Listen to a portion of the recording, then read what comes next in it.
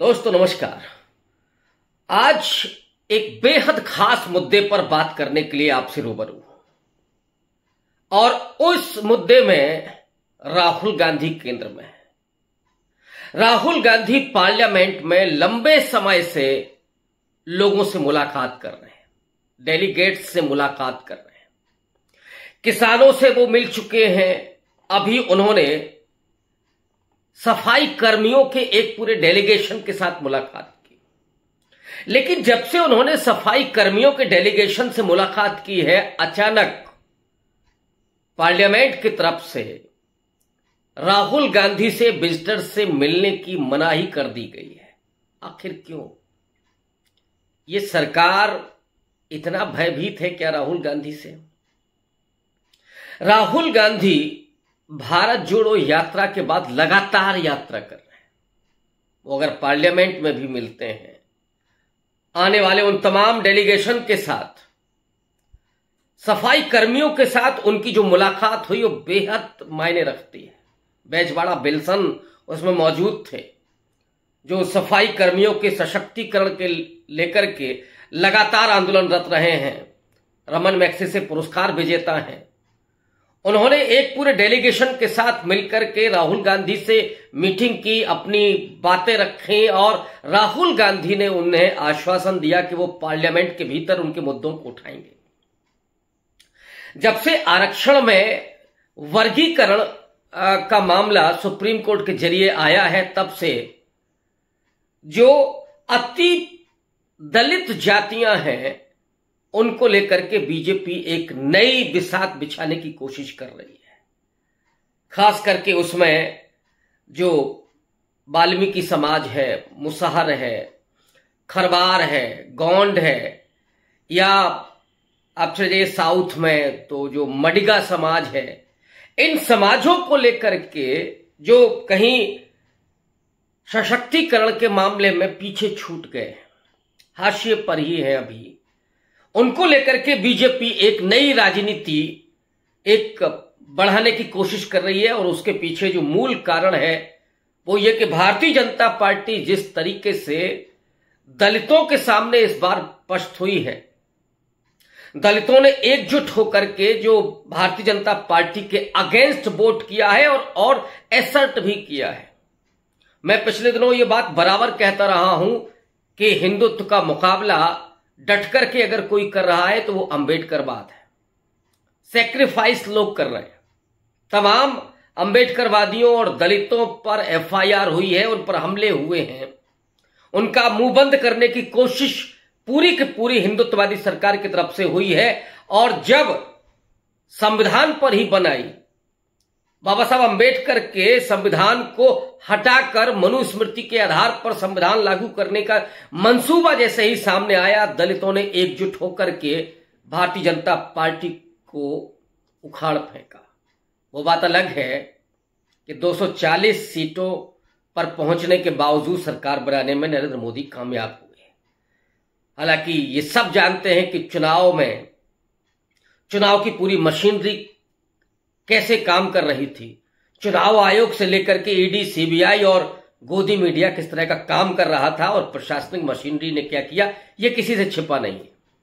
वो 5 करोड़ से ज्यादा वोट जो बढ़े हैं और 79 सीटों पर बीजेपी की और उसके सहयोगियों की जो जीत हुई है, वो एक बड़ा सवाल खड़ा करती है। लेकिन इस मुद्दे पर फिर कभी और, राहुल गांधी से क्यों घबराहट है इस सरकार को कि वो अब राहुल गांधी को लोगों से मिलने भी नहीं दे रही।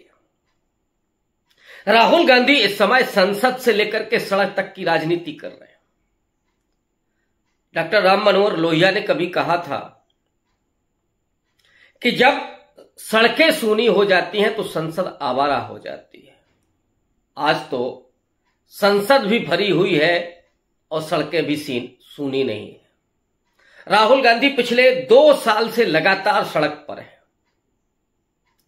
उन्होंने भारत जोड़ो यात्रा की पहले, फिर भारत जोड़ो न्याय यात्रा की, और भारत जोड़ो यात्रा ने जो राहुल गांधी की इमेज को सामने रखा, और वो असली इमेज थी दरअसल पिछले 10 साल में राहुल गांधी को जिस तरह से टारगेट किया गया, राहुल गांधी की जिस तरह से इमेज बिल्डिंग की गई, उन्हें बहुत नॉन सीरियस और न जाने क्या क्या करके बताया गया कि वो पार्ट टाइम पॉलिटिशियन हैं, और अब तो उनके ऊपर और भी ज्यादा जोरदार हमले हो रहे हैं। 20 से ज्यादा केसों में राहुल गांधी को फंसाया गया, लेकिन फिर भी आज Rahul Gandhi leader of opposition के रूप में बीजेपी की नाक में दम किए हुए हैं। और हालात ये हैं कि राहुल गांधी की वो यात्रा नहीं खत्म हो रही है। राहुल गांधी अगर सुल्तानपुर अपने केस की सुनवाई में जाते हैं तो लौटते हुए रामचेत से मिलते हैं। अपनी बहन प्रियंका गांधी के साथ वो कुलियों के साथ भेंट करते हैं, उनकी समस्याओं को सुनते हैं, उनके वीडियो ट्वीट करते हैं, और सरकार के सामने वो सवाल भी खड़े कर रहे हैं। वो जिस मुद्दे पर राहुल गांधी ने अपना मैनिफेस्टो चुनाव के मैदान में उतारा था, जो मैनिफेस्टो वो लेकर के आए थे, सामाजिक न्याय के साथ साथ आर्थिक न्याय का सवाल भी।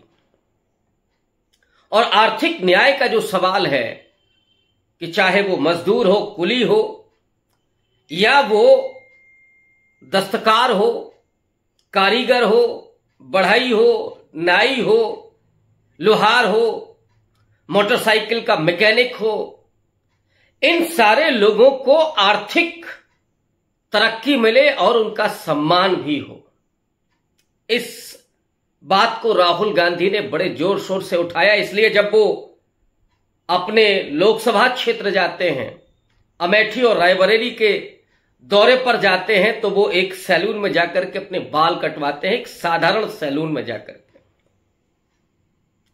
वो दरअसल सिर्फ बाल कटवाना नहीं था, बल्कि जो बाल काटने का काम कर रहा है, जो नाई है, जो नौजवान है, जिसकी पढ़ाई लिखाई नहीं हो सकी, जिसे सरकारी नौकरी नहीं मिली, और इन 10 सालों में जो उसके हालात हो गए हैं, परिवार कैसे वो चला रहा है, कितनी कमाई कर ले रहा है, कैसे उसके बच्चों की पढ़ाई हो रही है, इन तमाम बातों को समझना और उसे आश्वस्त करना, इसने राहुल गांधी के दायरे को इतना बड़ा कर दिया है कि वो राहुल गांधी, जिन्हें बीजेपी और आरएसएस ने पप्पू बना करके रख दिया था, वो आज देश के सबसे लोकप्रिय नेता बन चुके हैं।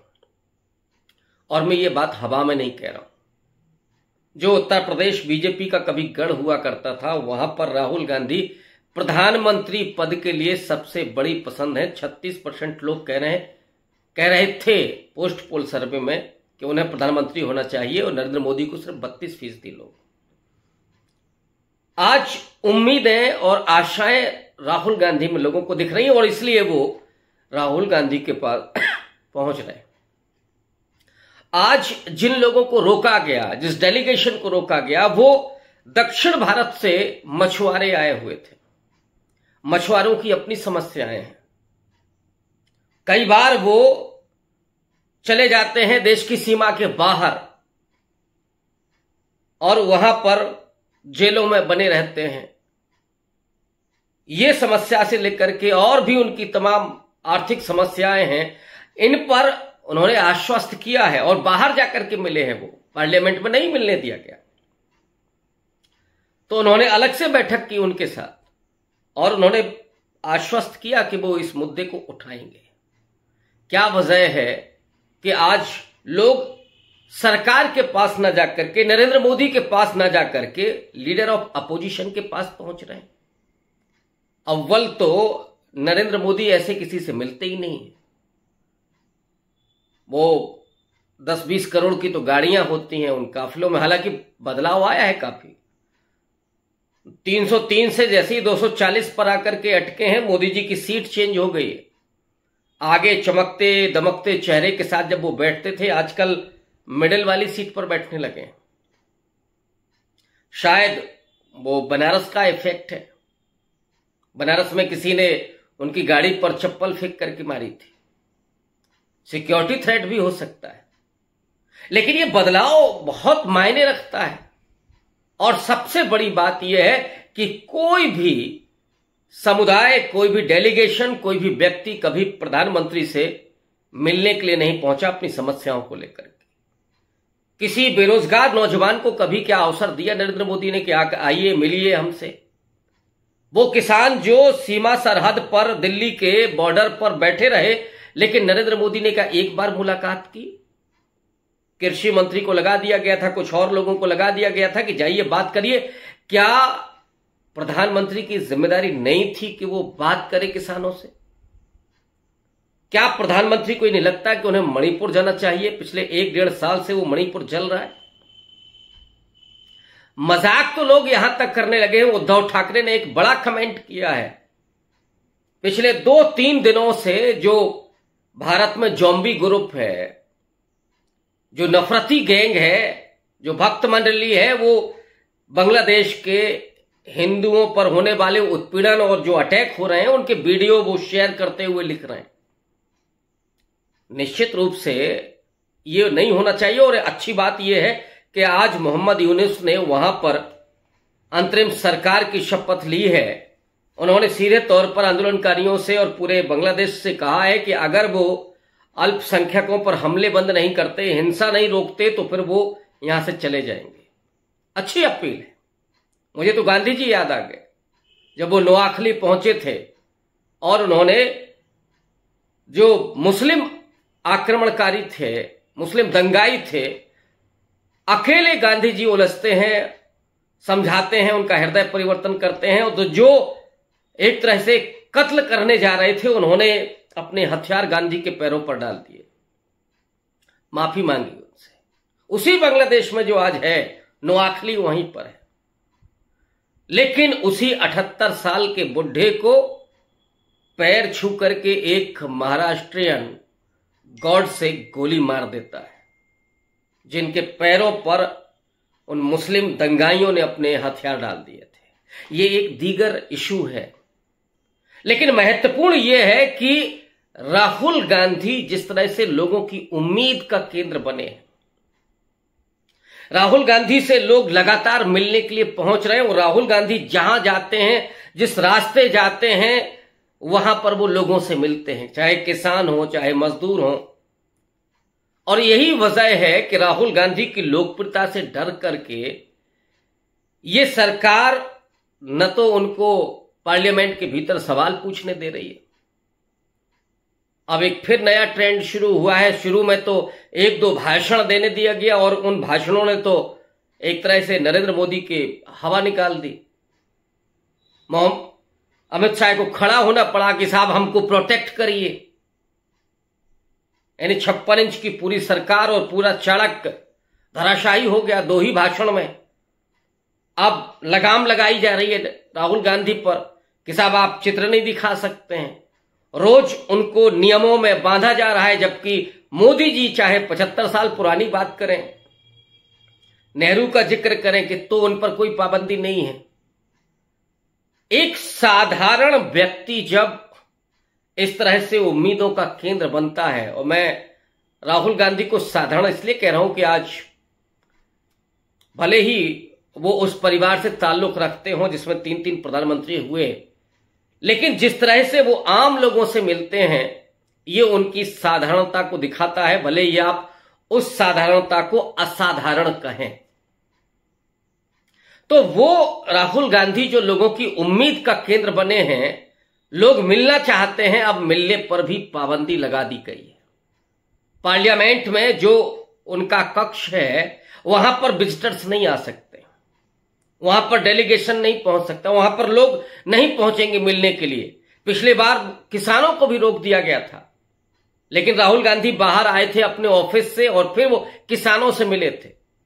मजबूर हो गई थी सरकार फिर कि नहीं राहुल गांधी को मिलने दिया जाए। लेकिन मुझे लगता है कि जो सफाई कर्मियों से मुलाकात उन्होंने की है आज बैजवाड़ा बिल्सन के नेतृत्व में, उस डेलीगेशन के बाद बीजेपी की ज्यादा हवा खराब हो गई है और इसलिए उसने पाबंदी लगा दी है कि राहुल गांधी से अब कोई नहीं मिलेगा।